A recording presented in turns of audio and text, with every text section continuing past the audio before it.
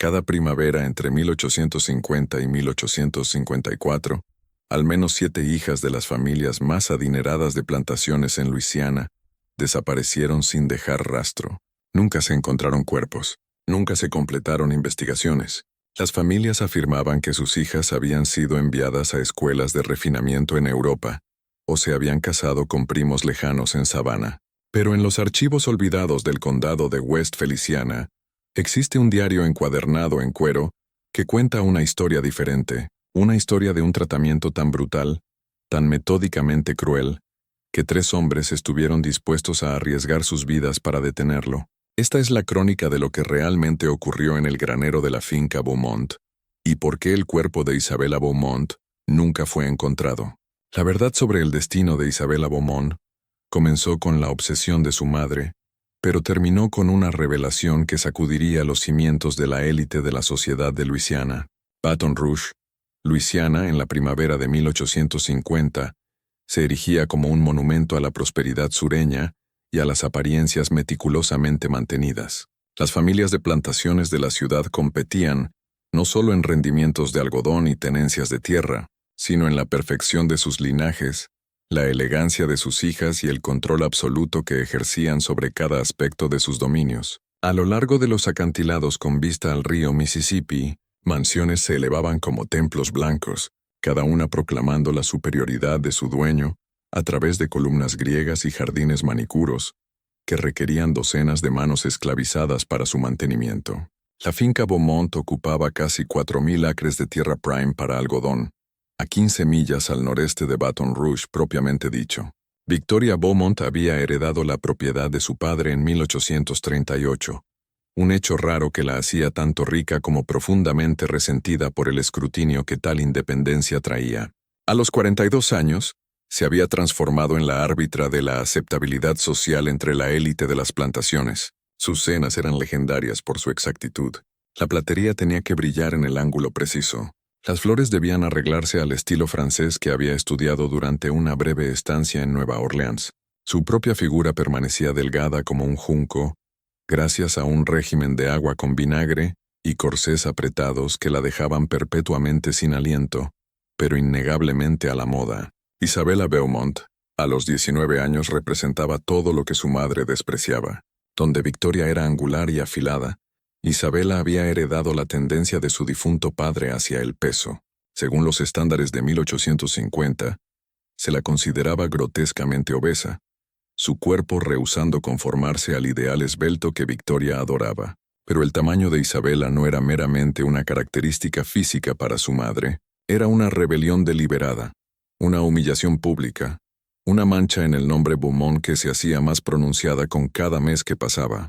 «Come como un peón de campo», decía Victoria a sus confidentes más cercanas, su voz goteando desprecio. «Le he dado toda ventaja, toda oportunidad para convertirse en una dama de calidad, y me paga con esta grotesca exhibición de indulgencia». Lo que Victoria nunca mencionaba, lo que quizá no podía admitir ni siquiera ante sí misma, era que el aumento dramático de peso de Isabella había comenzado tras la muerte de su padre, Edward Beaumont, en 1846. La causa oficial había sido un fallo cardíaco. La verdad susurrada, conocida solo por unos pocos selectos, era que Edward había muerto en su estudio con una botella vacía de láudano a su lado y una carta para Isabella apretada en su mano, una carta que Victoria había quemado antes de que alguien más pudiera leerla. La plantación Beaumont operaba con la eficiencia brutal que Victoria demandaba en todas las cosas. 237 personas esclavizadas trabajaban los campos de algodón, la casa, los jardines y los varios edificios anexos que mantenían la finca en funcionamiento. Entre ellos estaban 3 hombres que se convertirían en centrales para la historia de Isabella, aunque ninguno podía anticipar los roles que se verían forzados a jugar. Elijah Thompson tenía 34 años, nacido en la plantación Beaumont y entrenado desde la infancia como herrero. Sus manos, marcadas por años de martillazos, poseían una fuerza que lo hacía valioso para cualquier tarea que requiriera poder crudo. Hablaba poco, observaba mucho y mantenía un catálogo mental de cada crueldad que presenciaba, almacenándolas como monedas que algún día podría gastar en justicia. El segundo hombre, Marcus Reed, Había sido comprado en una subasta en Baton Rouge en 1848. A los 28 años, ya había sobrevivido a 3 dueños diferentes, cada uno peor que el anterior. Lo que hacía valioso a Marcus para Victoria no era solo su fuerza física, sino su alfabetización. Su dueño anterior, un mercader en quiebra, lo había usado para llevar cuentas, una habilidad rara y peligrosa para una persona esclavizada. Victoria veía utilidad en esta educación, usándolo para manejar las reservas de grano y los registros de ganado de la plantación, siempre bajo su supervisión vigilante. El tercero era un chico de 16 años llamado Nathan Brooks, comprado específicamente por su juventud y fuerza de una plantación en quiebra en Alabama. Nathan había presenciado horrores en su corta vida, que lo habían dejado con un tartamudeo y una tendencia a retroceder ante movimientos súbitos. Pero también era observador de maneras que otros pasaban por alto, notando patrones y detalles que más tarde resultarían cruciales. El granero donde se desarrollaría la historia de Isabella se encontraba en el borde este de la propiedad principal, una estructura masiva construida en 1827 para almacenar balas de algodón antes de transportarlas al río. Para 1850, un almacén más nuevo había sido construido más cerca del agua, y el viejo granero había sido relegado a almacenamiento de grano y reparación de equipo. Estaba aislado de la casa principal por un bosquecillo de robles vivos, invisible desde las ventanas de la mansión, un lugar perfecto para actividades que requerían discreción. El diario de Victoria, descubierto décadas después en un fondo falso de un baúl, revela el momento exacto en que su plan tomó forma. La entrada fechada el 15 de marzo de 1850 dice: «Hoy observé a la chica Duval, una vez una criatura regordeta e inmatrimoniable, ahora transformada en una visión de belleza delicada. La señora Duval me confió el método de este cambio milagroso, el trabajo constante, implacable labor física. El cuerpo, cuando se lo empuja más allá de sus límites, se consume a sí mismo, quema el exceso, revelando la forma que Dios pretendía. ¿Por qué este remedio debería estar disponible solo para los Duval? ¿Por qué mi propia hija debería permanecer como un monumento a la glotonería, cuando la salvación es tan simple? Tengo los medios. Tengo el lugar. Tengo los trabajadores que obedecerán sin cuestionar. La transformación de Isabella comienza mañana. Lo que Victoria no escribió, pero lo que más tarde se aclararía, era que la transformación de Sofía Duval había venido a un costo terrible. La chica había desarrollado una tos persistente que ningún doctor podía curar. Sus manos temblaban constantemente. Sus ojos tenían una cualidad vacía que sugería que algo fundamental se había roto en su interior, pero estaba delgada. Y en el mundo de Victoria Beaumont, eso era todo lo que importaba. La estructura social de la sociedad de Baton Rouge en 1850 operaba en capas de secretos y acuerdos silenciosos. Todos sabían cosas que fingían no saber. Todos veían cosas que acordaban no ver. Esta conspiración de silencio no era pasiva. Se mantenía activamente a través de una ingeniería social cuidadosa. Cuestionar los asuntos privados de otra familia era invitar preguntas sobre los propios. Expresar preocupación por el bienestar de una hija era sugerir que los propios métodos de crianza podrían ser sospechosos. El sistema se protegía a sí mismo a través de la complicidad mutua. Victoria Beaumont había construido su reputación entendiendo y explotando estas reglas no dichas. Sabía exactamente hasta dónde podía empujar los límites del comportamiento aceptable antes de cruzar al escándalo. Sabía qué familias no harían preguntas, qué doctores proporcionarían certificados de salud sin examen, qué ministros predicarían sobre la virtud de la disciplina sin especificar sus métodos. El 16 de marzo de 1850, Victoria convocó a Elijah, Marcus y Nathan a la casa principal. Era inusual que trabajadores de campo fueran llevados al salón, y los 3 hombres se pararon incómodos entre los muebles finos y la porcelana delicada, agudamente conscientes de que su mera presencia violaba los límites cuidadosos que mantenían separadas las realidades duales de la plantación. «Caballeros», comenzó Victoria, su voz llevando la calidez falsa que usaba al dar órdenes que esperaba fueran obedecidas sin cuestionar. «Tengo una tarea especial para ustedes. Mi hija Isabella requiere rehabilitación física. Se ha vuelto débil e indolente, inadecuada para los deberes que algún día le caerán como dueña de esta finca. Supervisarán sus labores diarias en el granero este. Asegurarán que trabaje desde el amanecer hasta el atardecer. Documentarán su progreso en un libro mayor que les proporcionaré. Y no hablarán de esto con nadie bajo pena de castigo. Confío en que no necesito describirles. La amenaza colgaba en el aire. No dicha pero entendida. La desobediencia significaba el látigo, la venta a las brutales plantaciones de azúcar de Luisiana, o peor. Pero había algo en los ojos de Victoria que iba más allá de la crueldad usual de una dueña imponiendo su voluntad. Había anticipación, casi excitación, como si estuviera a punto de conducir un experimento cuyos resultados aguardaba con ansias. Isabela misma no fue consultada sobre este arreglo. En la mañana del 17 de marzo, fue conducida desde su dormitorio por la doncella personal de su madre y llevada al granero, aún vistiendo su camisón bajo un vestido simple de trabajo que Victoria había seleccionado. El rostro de la chica no mostraba sorpresa, solo una profunda resignación que sugería que esto era meramente lo último en una larga serie de humillaciones que su madre había ideado.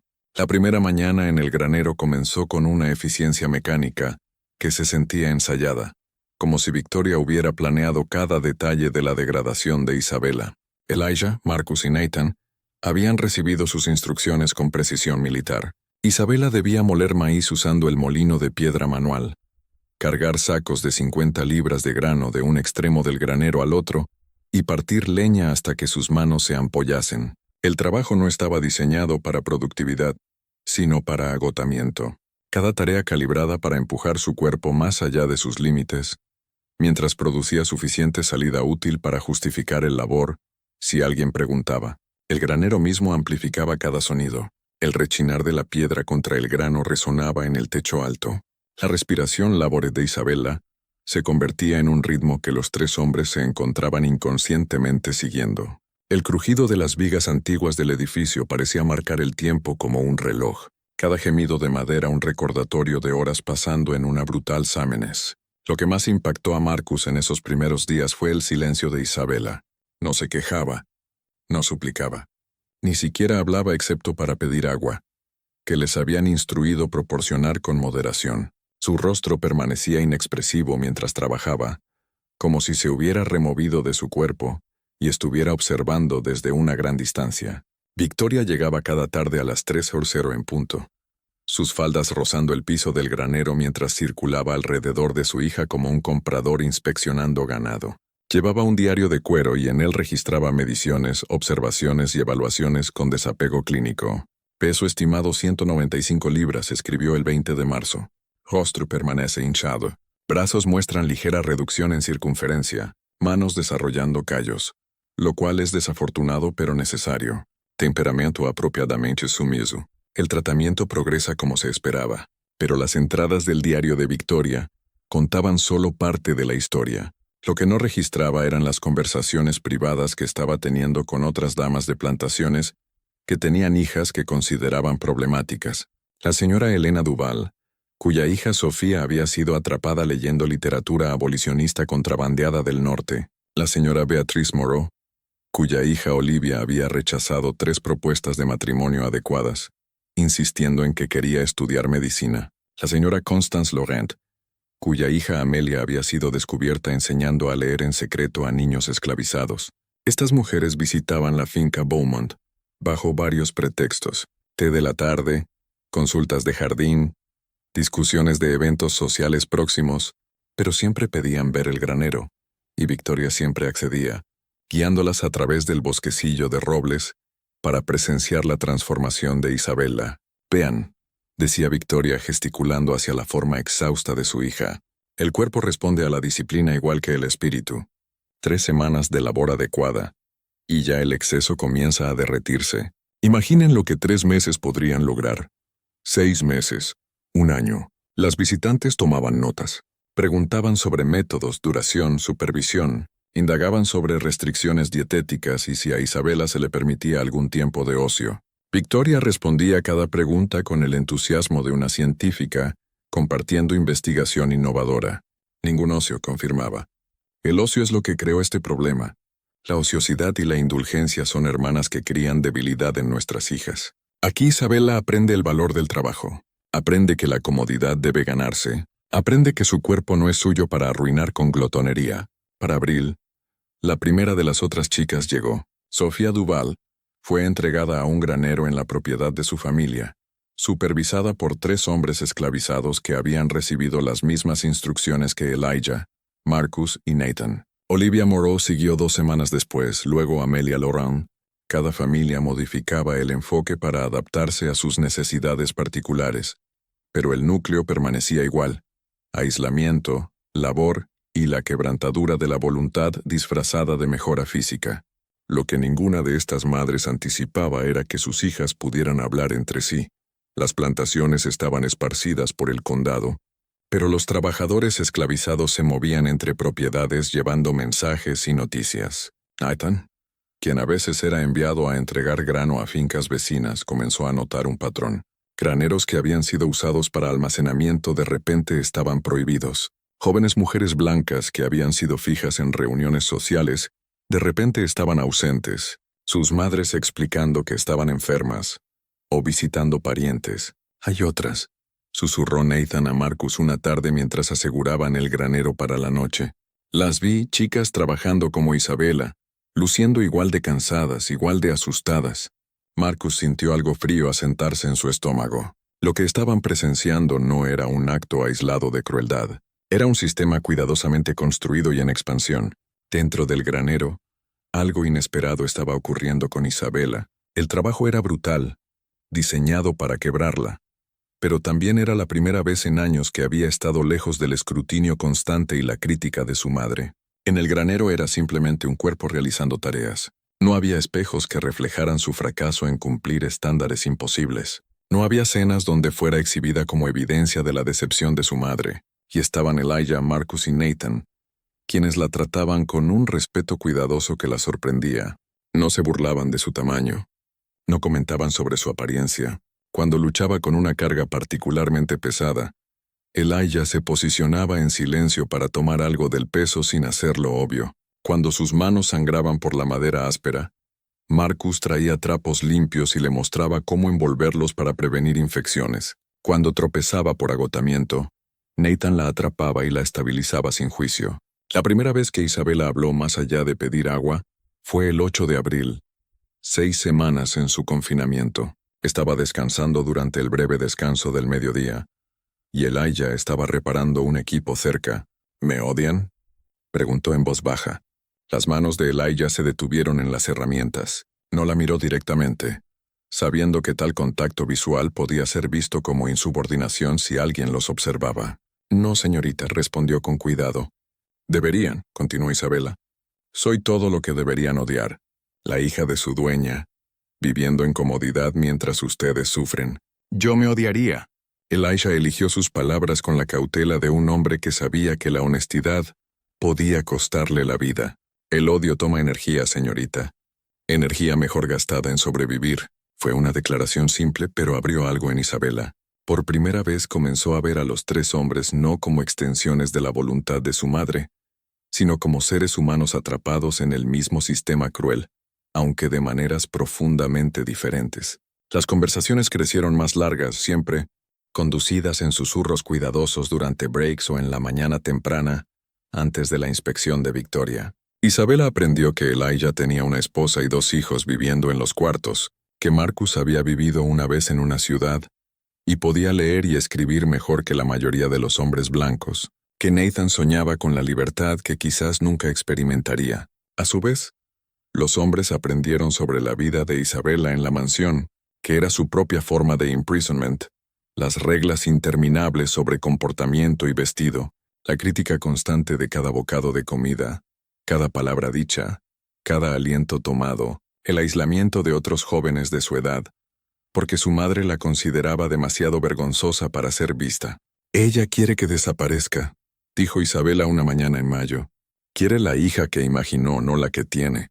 Creo que esperaba que este trabajo me matara, para poder decir a la gente que morí de una enfermedad debilitante y finalmente librarse de su vergüenza». Marcus, quien había estado escuchando mientras fingía organizar sacos de grano, Sintió un escalofrío ante estas palabras porque había comenzado a sospechar algo similar. Las visitas de Victoria se habían vuelto menos frecuentes, pero cuando venía, parecía decepcionada en lugar de complacida por la supervivencia de Isabela. La chica estaba perdiendo peso. Sí, pero también se estaba fortaleciendo por el labor. Sus brazos mostraban definición muscular. Su respiración se había vuelto más fácil. No se estaba consumiendo como Victoria quizá había esperado. Estaba adaptándose. Las entradas del diario de Victoria Beaumont se volvieron más oscuras conforme la primavera se convertía en verano. Sus observaciones clínicas dieron paso a frustración, y luego a un cálculo frío que sugería que estaba considerando medidas más extremas. 3 de junio de 1850. Isabela persiste en su corpulencia a pesar de los rigores del labor. Reducción de peso mínima. Quizá las raciones deban restringirse aún más. Quizá el trabajo deba extenderse a las horas nocturnas. Me han dicho que la chica Duval ha mostrado mejora marcada. ¿Por qué Isabela debería ser diferente? Lo que Victoria no sabía era que Elijah había estado suplementando las magras raciones de Isabela con comida de los cuartos. No mucho, solo lo suficiente para mantenerla alejada de la malnutrición peligrosa que estaba enfermando a las otras chicas. Lo hacía a gran riesgo personal, compartiendo porciones que su propia familia necesitaba, porque había comenzado a ver algo en Isabela que le recordaba a su propia hija. Una inocencia fundamental, un deseo de ser vista como humana en lugar de objeto.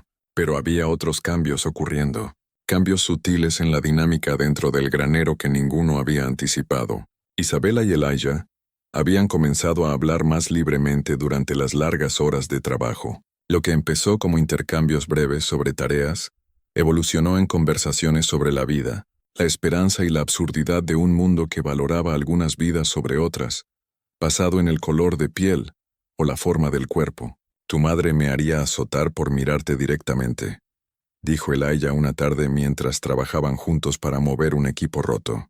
Pero aquí en este granero trabajando lado a lado, ¿cuál es la diferencia entre nosotros? Ambos sangramos, ambos nos cansamos, ambos queremos libertad de las cosas que nos atan.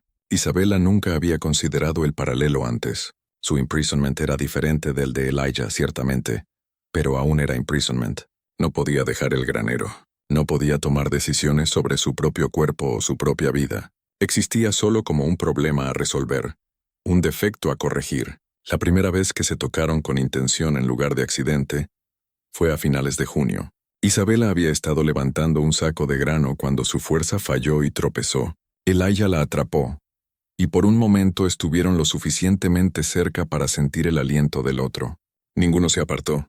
El aire entre ellos parecía espesarse con posibilidad y peligro en igual medida. No deberíamos, susurró Isabela, pero no dio un paso atrás. No, acordó Elijah, no deberíamos. Sin embargo, ninguno se movió. En ese granero, aislados del mundo, habían creado un espacio donde las reglas de la sociedad de plantaciones parecían distantes y negociables. Lo que sucedió después fue inevitable, quizá, o quizás fue una elección que ambos hicieron, conociendo las consecuencias, pero eligiendo conexión sobre seguridad. Su relación se desarrolló en momentos robados, siempre con Marcus y Nathan sirviendo como guardias involuntarios, advirtiéndoles si alguien se acercaba.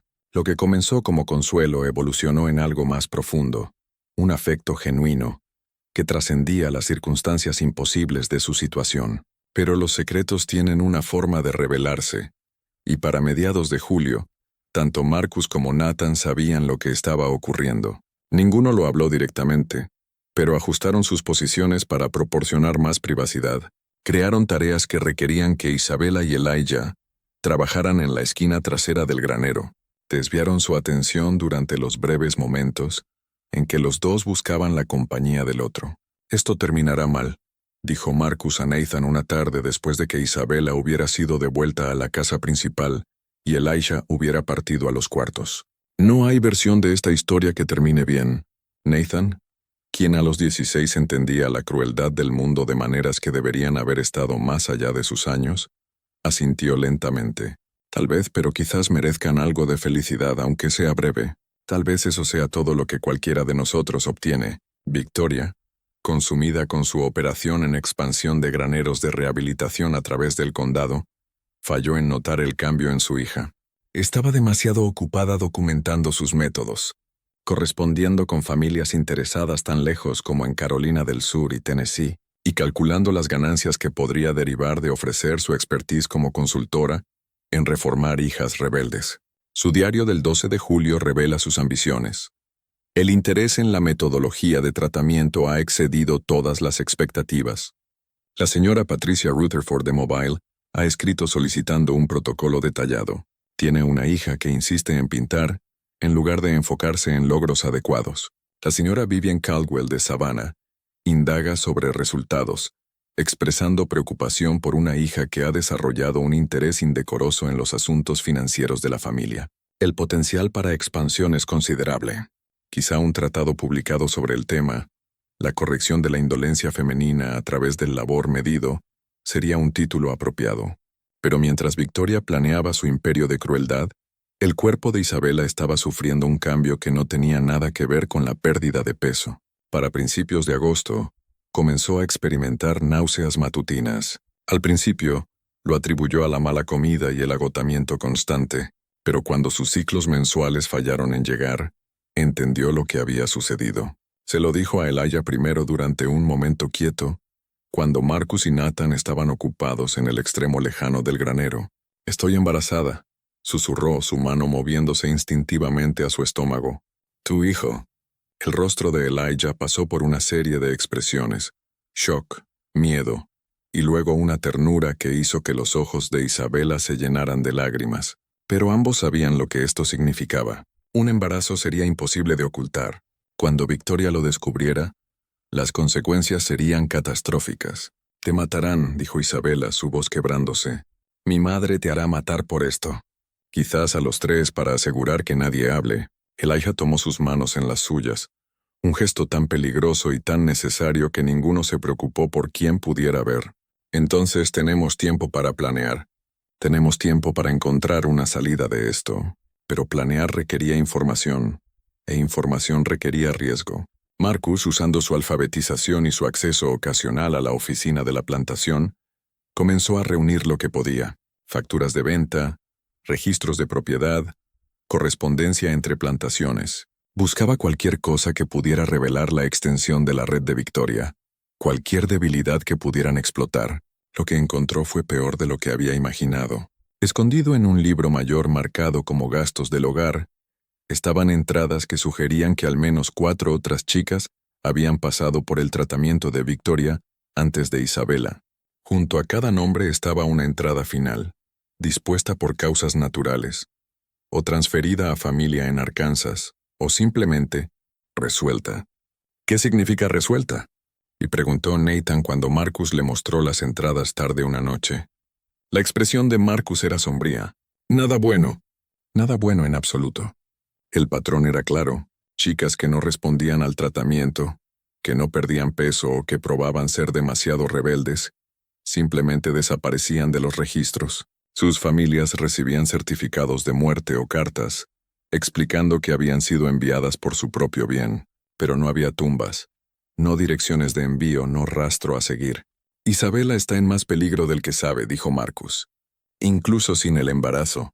Si su madre decide que ha fallado el tratamiento, simplemente será resuelta, como las otras». Necesitaban actuar, pero cualquier acción requeriría recursos que no tenían. Dinero, documentos, transporte. Las herramientas de la libertad se mantenían cuidadosamente fuera del alcance de aquellos que más las necesitaban. Fue Isabela quien sugirió la solución imposible. «El estudio de mi padre», dijo. «Antes de morir mantenía dinero escondido allí. Papeles también, documentos sobre la plantación. Mi madre nunca entra en esa habitación. La cerró después de su muerte. Pero sé dónde está escondida la llave». El plan que idearon nació de la desesperación y la esperanza delgada de que lo imposible pudiera de alguna manera volverse posible. Isabela fingiría una enfermedad aumentada por el labor, proporcionando una excusa para ser llevada de vuelta a la casa principal más frecuentemente. Durante una de estas visitas, accedería al estudio de su padre y recuperaría cualquier dinero y documentos que pudiera encontrar. Con estos recursos, Elijah, Marcus y Nathan intentarían asegurar papeles falsos de libertad y pasaje al norte, pero cada aspecto del plan requería precisión y suerte en igual medida. El estudio estaba en el segundo piso de la mansión, accesible solo pasando por habitaciones donde sirvientes de casa trabajaban constantemente. La llave estaba escondida en el dormitorio de Victoria, dentro de una caja de música que había pertenecido a la abuela de Isabela, y el timing tenía que ser perfecto. Victoria necesitaría estar ocupada en otro lugar. Los sirvientes necesitarían estar distraídos, y los hombres en el granero necesitarían crear una coartada para por qué Isabela había sido permitida dejar. El 17 de agosto de 1850, intentaron la primera fase. Isabela se quejó de dolor abdominal severo, gritando con tal convicción que incluso Marcus, quien sabía que estaba actuando, se sintió preocupado. La actuación funcionó. Victoria, irritada por la interrupción a su correspondencia de la tarde, ordenó que Isabela fuera llevada a la casa y confinada en su habitación. «Si está fingiendo, volverá al granero mañana para labor doble», anunció Victoria. «Si está genuinamente enferma, el doctor Moreau la examinará y proporcionará tratamiento apropiado». La mención de un doctor aterrorizó a Isabela. Cualquier examen revelaría su embarazo. Tenía quizás 24 horas para acceder al estudio y regresar al granero antes de que su condición se volviera imposible de ocultar. Esa tarde, mientras Victoria atendía una cena en una plantación vecina, Isabela esperó hasta que la casa se asentara en su rutina nocturna. Conocía los patrones. Los sirvientes terminarían sus deberes vespertinos para las 9:00. La doncella personal de su madre se retiraría para las 10:00 y la casa estaría quieta hasta que el personal de cocina comenzara su trabajo a las 5:00 de la mañana. Tenía una ventana de 7 horas. La caja de música estaba exactamente donde recordaba, en la mesa de tocador de Victoria. Las manos de Isabela temblaron al abrirla, haciendo una mueca ante la melodía tintineante que parecía imposiblemente ruidosa en la casa silenciosa. La llave estaba allí, pequeña y de hierro, atada a una cinta que había descolorido de azul a gris. El estudio de su padre olía a cuero viejo y tabaco, olores que traían recuerdos de un tiempo antes de que todo saliera mal, antes de la muerte misteriosa de su padre, antes de que la crueldad de su madre encontrara su expresión completa. Isabela se permitió un momento de duelo antes de enfocarse en la tarea. El dinero estaba en un fondo falso de un cajón del escritorio, exactamente donde su padre se lo había mostrado años atrás. 300 $, en varios billetes, una fortuna que podía comprar pasaje al norte y quizás un nuevo comienzo. Pero fueron los documentos que encontró lo que realmente la choqueó. Cartas, docenas de ellas datando de 1846. Cartas de su padre a un abogado en Filadelfia discutiendo sus planes para liberar a todas las personas esclavizadas en la plantación Beaumont.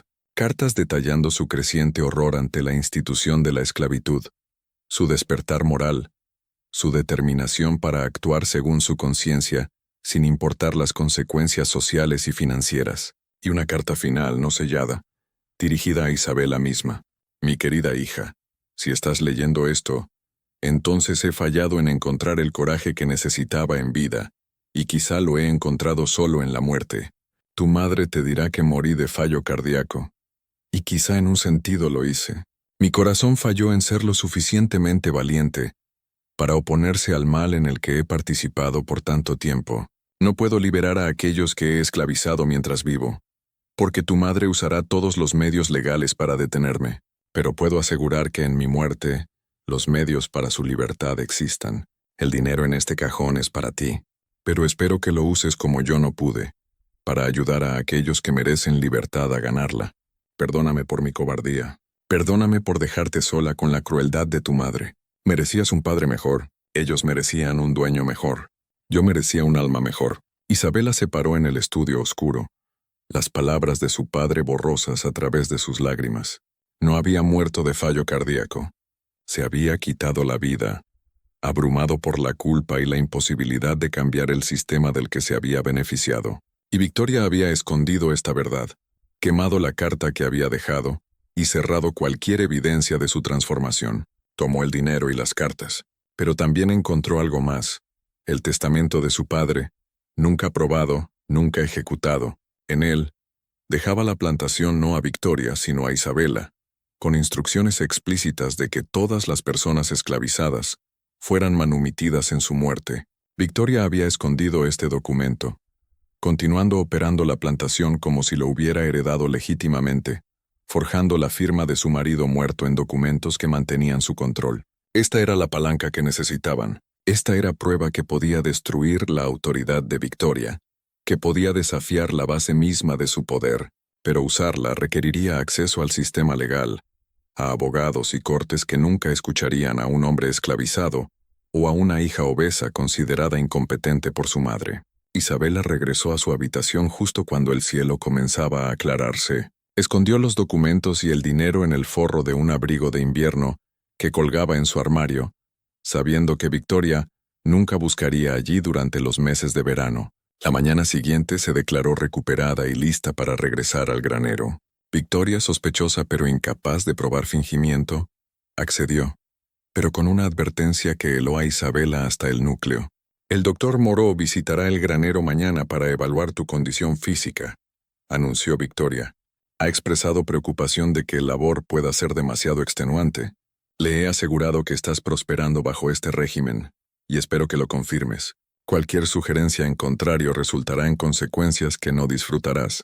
La visita del doctor significaba descubrimiento, significaba el fin de todo. Tenían quizás 24 horas para actuar. Cuando Isabela regresó al granero y reveló lo que había encontrado, los cuatro entendieron que habían cruzado un umbral. Poseían herramientas que podían desafiar el poder de Victoria, pero usar esas herramientas requeriría escapar de la plantación, alcanzar autoridades que pudieran escuchar y sobrevivir lo suficiente para contar su historia. «Nos vamos esta noche», dijo Elijah, su voz llevando una certeza que no coincidía con su situación desesperada. «Los cuatro. Tomamos el dinero, los documentos y corremos. Nos cazarán», advirtió Marcus. «Cada patrulla de esclavos en Luisiana estará buscando a 3 hombres esclavizados escapados y una mujer blanca. No llegaremos a 10 millas».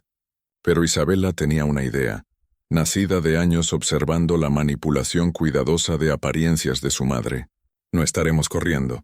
Estaremos viajando. Seré una viuda viajando con mis sirvientes a visitar familia en Kentucky. El dinero pagará por documentos de viaje de un falsificador en Baton Rouge. Las cartas de mi padre probarán mi identidad si somos cuestionados. Solo necesitamos llegar al río y reservar pasaje en un vapor heading al norte». Era un plan con 1000 maneras de fallar, pero era el único plan que tenían. La preparación para su escape consumió las horas restantes de luz diurna. Cada uno tenía tareas que debían completarse sin levantar sospechas. Un delicado baile de normalidad realizado sobre una fundación de terror. El rol de Marcus era el más peligroso. Necesitaría entrar en Baton Rouge después del anochecer y localizar a un falsificador conocido solo como Harlan, un hombre negro libre que operaba de un almacén cerca del frente del río. Los servicios del falsificador eran caros, y encontrarlo requería navegar una ciudad que se volvía cada vez más hostil a cualquier persona negra después del atardecer. Marcus llevaría $50 del dinero de Isabela, suficiente para comprar documentos básicos de viaje, pero no tanto que perderlo condenara todo el plan. Elijah se enfocó en reunir suministros que necesitarían para el viaje, comida que no se echara a perder, ropa apropiada para viajar, y lo más importante, armas.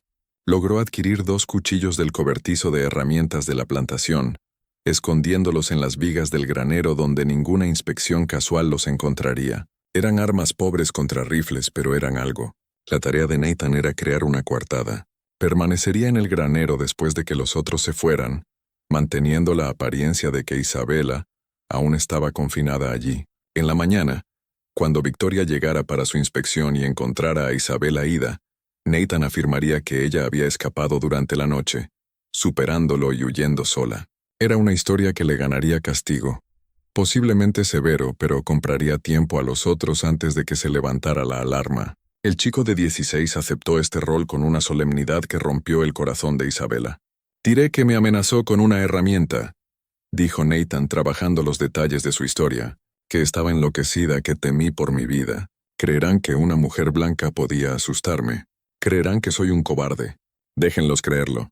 Isabela pasó la tarde escribiendo cartas, una a su padre, aunque nunca la leería, diciéndole que había encontrado su testamento escondido y entendido su acto final, una a Nathan, agradeciéndole por su sacrificio y prometiendo que si sobrevivía regresaría por él, y una a su madre, aunque ésta no planeaba enviarla. En ella, detallaba cada crueldad, cada humillación, cada momento de sus 19 años cuando Victoria había elegido apariencia sobre amor, control sobre compasión. Quiero que lo sepa, dijo Isabela al sellar esta carta final. Incluso si fallamos, incluso si nos atrapan y nos matan, quiero que sepa que la vi por lo que realmente es. No una madre, ni siquiera una persona. Solo una cáscara vacía envuelta en tela cara, confundiendo crueldad con fuerza. Marcus partió hacia Baton Rouge al atardecer, escabulléndose de la plantación con la facilidad practicada de alguien que había aprendido a moverse por el mundo invisiblemente. El viaje de 8 millas le tomaría 3 horas a pie, siguiendo caminos que evitaban las carreteras principales y las patrullas que las vigilaban. En el granero, Isabela, Elijah y Nathan esperaron. El silencio era opresivo, cada minuto estirándose en algo que sentía como horas. Habían hecho todo lo que podían para preparar, pero la preparación no podía contar por las 1000 variables más allá de su control. ¿Qué si Marcus no podía encontrar al falsificador? ¿Qué si los documentos no eran convincentes? ¿Qué si Victoria decidía visitar el granero inesperadamente? Fue durante esta espera que Elijah finalmente habló de la cosa que todos habían estado evitando. Si nos atrapan, me matarán. A Marcus y Nathan también. Nos harán ejemplos. Pero a ti, Isabela, quizás te dejen vivir. Si llega a eso, si estamos acorralados, debes negar todo. Ti que te secuestraron, te forzaron a ayudarnos. Sálvate. La respuesta de Isabela fue inmediata y feroz. No lo haré. Sobrevivimos juntos o fallamos juntos. He pasado toda mi vida siendo dicho qué hacer, quién ser, cómo existir para la comodidad de otros. Esta es la primera elección que es verdaderamente mía. Te elijo a ti. Elijo esto. Lo que venga. Las palabras colgaban entre ellos, una declaración y un adiós en igual medida. Elijah la atrajo cerca y se pararon juntos en la oscuridad, sintiendo el peso de la elección imposible que habían hecho. Nathan, observando desde su posición cerca de la puerta, sintió lágrimas que no podía explicar completamente. Estaba presenciando algo que no debería existir en su mundo. Amor genuino a través de un abismo que toda la estructura social estaba diseñada para prevenir. Era hermoso y terrible, como ver flores florecer en un edificio en llamas. Marcus regresó justo antes de la medianoche, y el alivio en su rostro les dijo que había tenido éxito antes de que dijera una palabra. Harlan envía saludos, dijo, produciendo un paquete de documentos de dentro de su camisa. Papeles de viaje para la señora Isabella Beaumont, viuda viajando con 3 sirvientes a Louisville, Kentucky. Incluyó cartas de introducción a un hotel en Baton Rouge y un boleto de pasaje para el vapor. Costó cada centavo de los $50, pero hace buen trabajo. Los papeles pasarán inspección a menos que alguien mire demasiado de cerca. Examinaron los documentos a la luz de una vela. La falsificación era excelente, completa con sellos y firmas que parecían oficiales que no significarían nada para la mayoría de los inspectores, pero crearían la apariencia de legitimidad. Isabela estaba listada como la viuda de James Beaumont, su marido ficticio, quien había muerto de fiebre amarilla en Nueva Orleans. Elijah, Marcus y Nathan estaban listados como su propiedad, valorados en $3,000 en total, siendo transportados al norte para venta para saldar las deudas de su difunto marido. La ironía de los papeles no se les perdió a ninguno. Viajar como personas libres atraería sospecha inmediata, pero viajar como dueña y propiedad podían moverse a través de los checkpoints de Luisiana con relativa facilidad. El sistema que los esclavizaba sería la herramienta misma de su escape. Nos vamos en 2 horas, decidió Isabela. Las carreteras estarán más quietas entre las 2 y las 4 de la mañana. Caminamos a Baton Rouge, quedándonos fuera de la carretera principal. Al amanecer, nos presentamos en la oficina del vapor como viajeros que llegaron tarde y buscamos pasaje en el barco más temprano heading al norte. El plan era sólido, pero mientras se preparaban para partir, la voz de Nathan los detuvo. Señorita Isabela, hay algo que deberían saber, algo que vi pero no hablé hasta ahora. Se volvieron hacia él, y el rostro del chico mostraba un miedo que iba más allá de su peligro inmediato. Las otras chicas, dijo Nathan lentamente, las que están en los graneros de otras plantaciones, me enviaron a entregar grano al lugar Duval la semana pasada. El granero allí donde la señorita Sofía estaba retenida, estaba vacío. No solo vacío de ella, sino limpio, fregado limpio como si alguien estuviera borrando evidencia. Pregunté a uno de los trabajadores Duval qué pasó con la chica. No dijo, pero me miró con tal piedad. Ese tipo de mirada significa solo una cosa.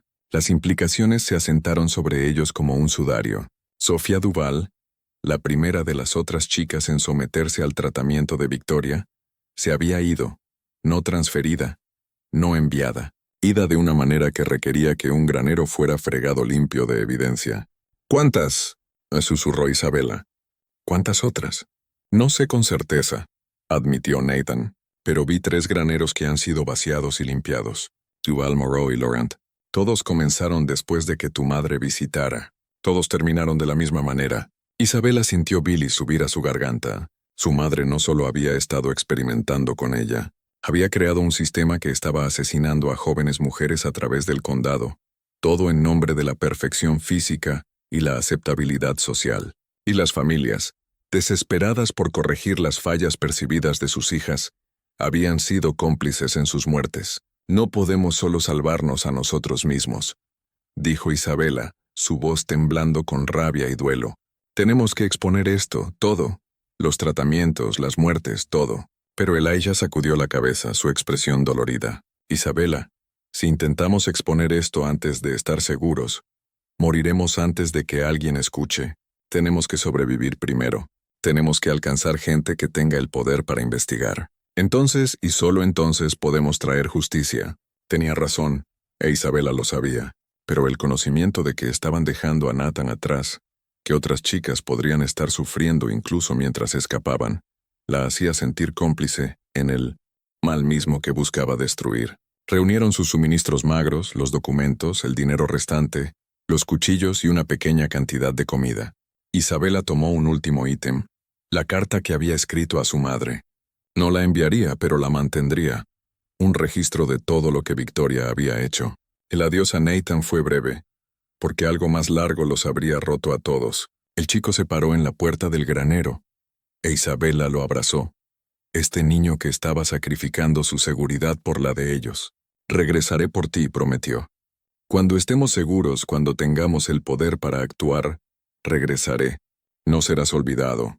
Nathan asintió, incapaz de hablar. Observó mientras los 3 se escabullían en la oscuridad, desapareciendo en el bosquecillo de robles vivos que había escondido tantos secretos del granero. La caminata a Baton Rouge tomó 4 horas, no 3. Se movieron lentamente, deteniéndose frecuentemente para escuchar patrullas u otros viajeros. La noche era sin luna, lo que ayudaba a ocultarlos, pero hacía el camino traicionero. Isabela, no acostumbrada a caminar largas distancias, luchaba por mantener el paso, pero empujaba adelante, impulsada por terror y determinación en igual medida. Alcanzaron los alrededores de Baton Rouge, justo cuando el cielo comenzaba a aclararse. La ciudad ya se agitaba. Trabajadores tempranos heading a los muelles, tenderos abriendo sus tiendas. Isabela usó algo de su preciosa agua para limpiar su rostro y manos, intentando lucir como una viuda respetable, en lugar de una fugitiva que había pasado la noche caminando por el bosque. La oficina del vapor ocupaba una posición prominente en el frente del río, sus ventanas ya brillando con luz de lámpara. Dentro, un clerk se sentaba detrás de un escritorio revisando manifiestos y listas de pasajeros. Levantó la vista cuando entraron, su expresión cambiando de cortesía profesional a sorpresa leve mientras tomaba en el grupo inusual. Una joven mujer, claramente de alta sociedad por su vestido a pesar de su estado arrugado, acompañada por 3 hombres esclavizados. «Buenos días, señora», dijo el clerk, su voz llevando la neutralidad cuidadosa de alguien entrenado para servir a los ricos sin cuestionar. «¿Cómo puedo asistirla?» Isabela había ensayado este momento en su mente 100 veces, pero ahora que estaba aquí, su voz casi falló. Se forzó a encontrarse con los ojos del clerk, canalizando cada onza de la confianza imperiosa de su madre. «Requiero pasaje a Louisville en su partida más temprana», dijo, colocando los documentos forjados en el escritorio. «Mis sirvientes y yo hemos tenido un viaje difícil y deseo completar nuestros viajes con toda la velocidad posible». El clerk examinó los papeles con minuciosidad profesional. El corazón de Isabela latía tan violentamente que estaba segura de que él podía oírlo. Detrás de ella, Elijah, Marcus y Nathan se paraban con cabezas apropiadamente inclinadas, jugando sus roles perfectamente. El Estrella Matutina parte a las 8:00, dijo el clerk finalmente. Puedo arreglar una cabina privada para usted, señora, y cuartos para su propiedad en la bodega de carga. Eso será aceptable, respondió Isabela, aunque la palabra propiedad le revolvió el estómago. Contó el dinero de su bolso, observando la expresión del clerk permanecer neutral mientras procesaba la transacción. Bienvenida a bordo de la Estrella Matutina, señora Beaumont, dijo entregándole los boletos. Que su viaje sea pacífico. Lo habían hecho. En menos de 3 horas, estarían en un vapor heading al norte, lejos de Luisiana, lejos de Victoria, lejos del granero y todo lo que representaba. Isabela se permitió el aliento más pequeño de esperanza. Pero mientras dejaban la oficina y caminaban hacia el muelle donde el Estrella Matutina estaba siendo cargado, Marcus tocó su brazo gentilmente. Señorita Isabela, susurró, nos están vigilando. Siguió su mirada a un hombre parado cerca del almacén, vestido en la ropa áspera de un trabajador del río, pero su postura estaba mal, demasiado alerta, demasiado enfocada en ellos específicamente. Cuando sus ojos se encontraron, se volvió y caminó rápidamente hacia la calle principal. Cazador de esclavos, respiró Elijah. Reconoció algo. Necesitamos abordar inmediatamente. Se apresuraron hacia la pasarela, pero moverse rápidamente atraía atención. Otros trabajadores comenzaron a notar, sus conversaciones pausando mientras el grupo inusual pasaba. Isabela sintió el peso del escrutinio, las preguntas formándose en mentes a su alrededor. El capitán de la Estrella Matutina se paraba en la cima de la pasarela, chequeando pasajeros contra su manifiesto. Era un hombre mayor con un rostro curtido que había visto décadas de viaje por río. Sus ojos se entrecerraron mientras se acercaban. «¿Señora Beaumont?», preguntó examinando su boleto. «Está viajando sola con 3 sirvientes machos. Mi marido falleció recientemente», dijo Isabela, su voz firme a pesar de su terror. «Estoy regresando a familia en Kentucky. Estos hombres están siendo transportados para venta, para saldar deudas». La mirada del capitán se movió a Elijah, luego a Marcus, luego a Nathan. Algo parpadeó en su expresión, una sospecha que Isabela no podía identificar, pero ciertamente podía sentir. «Aborden rápidamente», dijo finalmente. «Partimos en 1 hora». Subieron la pasarela, e Isabela no se permitió mirar atrás a Baton Rouge hasta que alcanzaron la cubierta. Cuando lo hizo, su sangre se heló. El hombre que los había estado vigilando ahora hablaba urgentemente con 2 otros, uno de los cuales estaba montado a caballo. El jinete giró su caballo y galopó hacia la carretera que llevaba a las plantaciones. «Van a alertar a mi madre», dijo Isabela. «Tenemos 1 hora antes de que llegue con prueba de que no soy una viuda, que estos papeles son forjados, que somos fugitivos». La mandíbula de Elijah se tensó. «Entonces oramos que el capitán valore su horario más de lo que valora ayudar a una dueña de plantación». Fueron mostrados a la cabina de Isabela, una habitación pequeña pero limpia con una cama individual y un ojo de buey overlooking el río. Elijah, Marcus y Nathan fueron dirigidos a la bodega de carga, pero el compañero del capitán que los escoltaba parecía distraído, permitiéndoles demorarse cerca de la cabina de Isabela más de lo que el protocolo normalmente permitiría. «Algo está mal», dijo Marcus en voz baja. «La tripulación sabe algo. Lo veo en cómo nos miran». El tiempo se arrastraba. Isabela observaba a través del ojo de buey mientras se cargaba carga, mientras pasajeros abordaban, mientras el sol subía más alto en el cielo. Cada minuto los traía más cerca a la partida, pero también más cerca al descubrimiento. A las 7:30 un alboroto en el muelle atrajo su atención. Victoria había llegado, y no había venido sola. Detrás de su carruaje estaban 3 hombres a caballo, incluyendo el sheriff del condado y un grupo de trabajadores de plantación armados con rifles. La madre de Isabela descendió del carruaje con terrible gracia, su rostro una máscara de furia fría. Se acercó al capitán, y aunque Isabela no podía oír la conversación, podía ver los gestos de su madre, imperiosos y demandantes. El capitán sacudió la cabeza. La voz de Victoria se elevó, llevando a través del agua. «Esa chica es mi hija y esos hombres son propiedad robada». El capitán permitió a Victoria a bordo, una decisión que selló su destino. Isabela oyó los pasos en la cubierta, las voces creciendo más altas y supo que su hora de esperanza había expirado. La puerta de su cabina se abrió de golpe. Victoria se paró enmarcada en la puerta, y detrás de ella estaban Elijah, Marcus y Nathan, retenidos a punta de pistola por los hombres del sheriff. ¿Realmente creíste que podías escapar? A la voz de Victoria era quieta, más aterradora que si hubiera gritado. ¿Pensaste que no lo sabría, que no te encontraría? Isabela se paró, y por primera vez en su vida no sintió miedo de su madre, solo rabia. Encontré el testamento de padre. Sé lo que hiciste. Robaste la plantación, forjaste documentos, construiste tu imperio sobre mentiras y asesinato. La expresión de Victoria no cambió.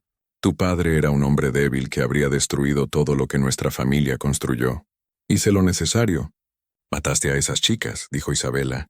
Sofía, Olivia, Amelia, ¿cuántas otras? ¿Cuántas hijas murieron en esos graneros mientras documentabas su sufrimiento como una científica estudiando insectos? Por primera vez algo parpadeó en los ojos de Victoria. No remordimiento. Reconocimiento de que Isabela sabía demasiado. El tratamiento era sólido, dijo Victoria fríamente. Algunos sujetos simplemente carecían de la Constitución para sobrevivirlo. Sus familias entendieron. Estaban agradecidas por mi discreción en disponer de la evidencia. La admisión casual de asesinato, la ausencia completa de conciencia era más escalofriante que cualquier amenaza. Isabela entendió entonces que su madre no era meramente cruel. Era algo más allá del sentimiento humano. Un vacío envuelto en seda cara. Regresarás conmigo, continuó Victoria. Estos hombres serán colgados por robo y asalto. Los documentos que robaste serán quemados. Y completarás tu tratamiento, porque llevas evidencia de tu vergüenza en tu mismo cuerpo. Lo sabía de alguna manera. Victoria sabía sobre el embarazo.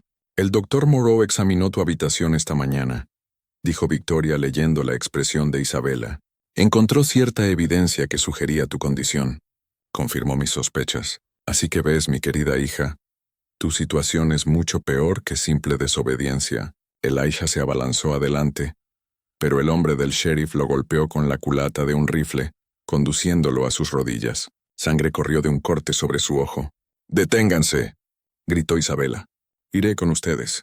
Solo no los lastimen». «O serán lastimados», dijo Victoria. «Serán hechos ejemplos.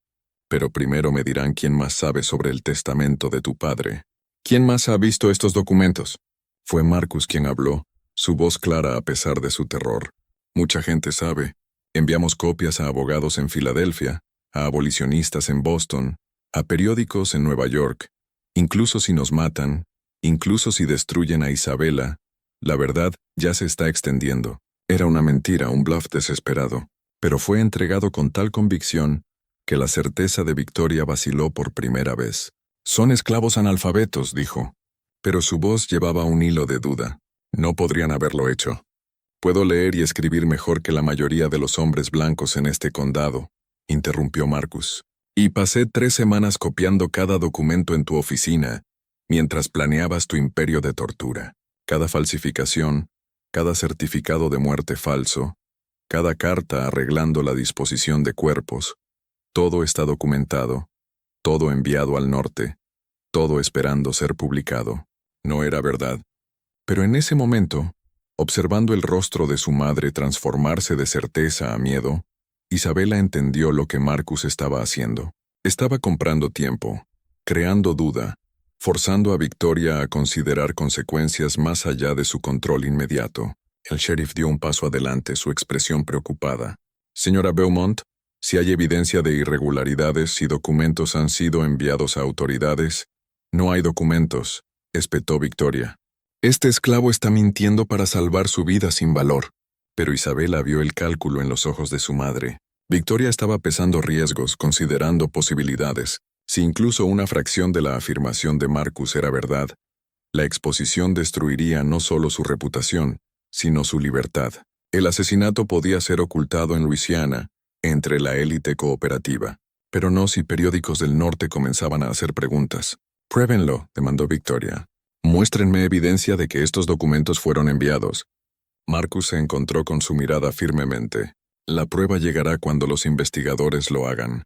Quizás en semanas, quizás en días, pero vendrá». El impasse se mantuvo por un largo momento. Entonces Victoria tomó su decisión. «Sheriff, tómenlos a todos en custodia. Enciérrenlos en la cárcel del condado hasta que podamos resolver este asunto propiamente. Si documentos existen, los encontraremos. Si no, estos hombres colgarán por sus mentiras. Mientras eran conducidos fuera del vapor, Isabela atrapó la mirada de Elijah. En esa mirada vio a Dios. Ambos entendían lo que cárcel del condado significaba. Significaba tortura para extraer confesiones. Significaba muerte. Rápida o lenta, dependiendo del humor de Victoria. Pero mientras descendían la pasarela, Isabela sintió algo cambiar dentro de ella. Tenía 19 años, embarazada, y a punto de ser imprisoned por su propia madre. Sin embargo, por primera vez en su vida, había hecho elecciones que eran verdaderamente suyas. Había amado a quien eligió. Había luchado por libertad. Había presenciado coraje ante probabilidades imposibles. La cárcel era un edificio de piedra que olía a humedad y desesperación. Fueron separados inmediatamente. Isabela fue colocada en una celda pequeña, con una ventana con barrotes. Elijah, Marcus y Nathan fueron llevados al nivel inferior donde se retenía a prisioneros esclavizados. Victoria visitó a Isabela esa tarde.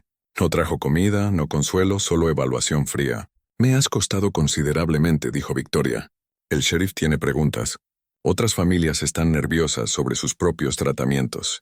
Has creado complicaciones». «Bien», respondió Isabela. «Espero haber destruido todo lo que construiste sobre crueldad». La sonrisa de Victoria era terrible. «Has destruido solo a ti misma. Para mañana, habré extraído confesiones de esos hombres sobre quién les ayudó a forjar documentos. Para la próxima semana estarán muertos y enterrados en tumbas sin marcar. Y tú, querida hija, serás devuelta al granero hasta que tu condición desafortunada se resuelva. El doctor Moreau ha acordado supervisar para asegurar que no surjan complicaciones». La implicación era clara. El embarazo sería terminado de una manera u otra. Isabela sobreviviría el proceso o se uniría a las otras chicas que habían sido resueltas. «No puedes seguir haciendo esto», dijo Isabela. «Eventualmente alguien notará. Alguien investigará». «¿Quién?», la preguntó Victoria simplemente. «¿El sheriff que depende de la influencia de nuestra familia? ¿Los doctores que profitan de mi patrocinio? ¿Las familias que son cómplices en los destinos de sus propias hijas? No hay nadie viniendo a salvarte, Isabela. Solo estoy yo y lo que decido que tu futuro contenga». Se fue, e Isabela quedó sola con la oscuridad y el peso de su fracaso. Pasaron 3 días en silencio. Isabela no oyó nada de Elijah, Marcus o Nathan. Los guardias no respondían sus preguntas. Era alimentada mínimamente. Agua y pan una vez al día. Solo lo suficiente para sostener la vida, pero no comodidad. En el 4.º día, Nathan apareció en la ventana de su celda. Su rostro estaba magullado, un ojo hinchado cerrado, pero estaba vivo. «Señorita Isabela», susurró urgentemente. «Escuche con cuidado. No tenemos mucho tiempo». «¿Dónde están Elijah y Marcus?», preguntó Isabela agarrando los barrotes. La expresión de Nathan le dijo todo antes de que hablara. «Elijah se ha ido. Lo llevaron hace 2 noches, dijeron que era transferido. Pero ambos sabemos lo que eso significa. Marcus aún está vivo, pero apenas. Han estado interrogándolo. El duelo fue inmediato y aplastante. Elijah estaba muerto. El padre de su hijo, el hombre que le había mostrado cómo se veía el coraje, se había ido. «Lo siento tanto», continuó Nathan, lágrimas corriendo por su rostro golpeado. Pero Marcus, antes de que lo lastimaran demasiado, hizo algo. Realmente envió una carta al norte. No copias de todos los documentos como afirmó, pero una carta a un contacto abolicionista en Pensilvania. La envió hace semanas cuando primero sospechó lo que tu madre estaba haciendo. Les contó todo sobre los graneros, las chicas desaparecidas, todo. El corazón de Isabela se aceleró con esperanza desesperada. «¿Vendrán? ¿Alguien le creerá?» «No sé», admitió Nathan. «Pero, señorita Isabela, necesitas sobrevivir hasta que lo hagan. Cualquiera que sea el plan de tu madre, necesitas soportarlo, porque si los investigadores vienen y estás muerta, no hay nadie dejado para testificar. Eres la única testigo que no puede ser descartada como un esclavo mentiroso». Tenía razón. Su supervivencia ya no era solo sobre ella misma, era sobre justicia para Sofía, Olivia, Amelia y todas las otras. Era sobre exponer la red de crueldad que Victoria había construido. «¿Cómo sobrevivo?», preguntó Isabela. «Acuerda con todo», dijo Nathan. «Dile que serás obediente. Hazla creer que estás quebrada y espera». Esa tarde, cuando Victoria visitó, Isabela jugó el rol que Nathan había descrito. Lloró. Suplicó perdón. Prometió obediencia. La actuación fue convincente porque las lágrimas eran reales, incluso si su fuente era rabia en lugar de remordimiento. Victoria, satisfecha de que su hija hubiera sido propiamente subyugada, arregló el regreso de Isabela a la finca, no al granero, sino a una habitación cerrada en la mansión donde el doctor Morrow pudiera atender a su condición discretamente. Las semanas que siguieron fueron un borrón de aislamiento y miedo. El embarazo de Isabela progresó a pesar de la comida mínima y el estrés constante. El doctor Morrow visitaba regularmente, sus exámenes clínicos y fríos. Nunca hablaba de terminar el embarazo, pero Isabela entendía el plan. Se le permitiría llevar a término. Luego el niño sería tomado, dispuesto, e Isabela sería declarada haber sufrido un trágico parto muerto. Pero a finales de octubre algo cambió. El doctor Morrow llegó con urgencia inusual, e Isabela oyó voces elevadas abajo. El tono de Victoria llevaba un borde de pánico que Isabela nunca había oído antes. La mañana siguiente, Isabela fue movida de nuevo, esta vez a un carruaje bound para Baton Rouge. No se dio explicación, pero la velocidad del viaje sugería desesperación. En el Palacio de Justicia del Condado, Isabela fue conducida a una habitación donde dos hombres en vestido formal esperaban. Se introdujeron como investigadores de la Sociedad Anti-Esclavitud de Pensilvania, enviados para examinar reclamos hechos en una carta que habían recibido de Luisiana. La señora Beaumont ha sido muy cooperativa, dijo un investigador, su tono sugiriendo que no creía que la cooperación de Victoria fuera genuina. Pero requerimos testimonio de otros testigos. Usted es Isabela Beaumont, ¿correcto? Isabela miró a su madre, quien se sentaba rígida en su silla, su rostro una máscara de furia controlada. Luego miró de vuelta a los investigadores y tomó su elección. Lo soy, dijo, y tengo mucho que contarles. El testimonio tomó horas. Isabela detalló todo. El granero, el labor forzado, las otras chicas que habían desaparecido, el testamento escondido de su padre, las falsificaciones, los asesinatos disfrazados de muertes naturales. Los investigadores tomaron notas, hicieron preguntas, y gradualmente el alcance completo de la operación de Victoria se volvió claro. Cuando Isabela mencionó su embarazo y la ejecución de Elijah, la expresión de un investigador se oscureció. El hombre fue matado sin juicio. Mi madre lo ordenó, confirmó Isabela. El sheriff cumplió. Su cuerpo nunca fue devuelto. Victoria permaneció silenciosa a lo largo, su abogado susurrando urgentemente en su oído. Pero conforme la evidencia montaba, su certeza se desmoronaba. Documentos fueron producidos. Marcus, apenas vivo, fue traído para testificar. Nathan corroboró cada detalle. El juicio que siguió se convirtió en uno de los más escandalosos de Luisiana. Victoria Beaumont fue acusada de múltiples asesinatos, falsificación y robo de propiedad. Otras familias de plantaciones que habían participado en los tratamientos enfrentaron escrutinio. Algunas huyeron del estado. Otras destruyeron evidencia y reclamaron ignorancia. Victoria fue convicta en enero de 1851 y sentenciada a prisión de por vida. Murió en la prisión estatal 2 años después, su cuerpo enterrado en una tumba sin marcar, su nombre borrado de las páginas de sociedad que una vez había dominado. Isabela dio a luz a un hijo en febrero de 1851. Lo nombró Edward Elijah, honrando tanto a su padre como al hombre que había amado. Usando el testamento legítimo de su padre, heredó la plantación Beaumont e inmediatamente comenzó el proceso de manumisión, liberando a cada persona esclavizada en la propiedad. Marcus sobrevivió sus heridas y permaneció en la plantación como trabajador pagado, ayudando a Isabela a manejar la transición. Nathan también se quedó, persiguiendo la educación que le había sido negada. Juntos construyeron algo sin precedentes. Una plantación en Luisiana operada sin labor esclava, dirigida por gente que una vez había sido propiedad. El granero donde Isabela había sido imprisoned fue derribado en la primavera de 1851. En la tierra debajo de sus fundaciones, encontraron restos, 7 conjuntos de huesos enterrados en tumbas superficiales, 7 chicas que no habían sobrevivido el tratamiento de Victoria, 7 hijas cuyas familias habían elegido aceptar sus muertes, en lugar de cuestionar los métodos que las causaron. Isabela aseguró que cada chica fuera enterrada propiamente, sus nombres registrados, sus historias contadas. Sofía Duval, Olivia Moreau, Amelia Laurent, y 4 otras cuyas identidades tomaron meses confirmar: Abigail Henderson, Margaret Ashworth, Virginia Thorne y Eleanor Pruitt. Esta historia nos muestra que los mayores horrores no son sobrenaturales sino humanos. Nacen de la obsesión con la apariencia, de la devaluación de la vida, de sistemas que protegen la crueldad cuando lleva la máscara de respetabilidad. El pasado guarda muchos secretos, y algunos son más oscuros de lo que nos atrevemos a imaginar. Pero en el caso de Isabela, su legado perduró más allá de la justicia inmediata. Años después, inspiró movimientos para reformar las prácticas sociales en el sur, exponiendo cómo la presión por la perfección podía llevar a atrocidades ocultas, asegurando que tales horrores no se repitieran en generaciones futuras, y convirtiendo la finca Beaumont en un faro de igualdad y redención en una era de oscuridad.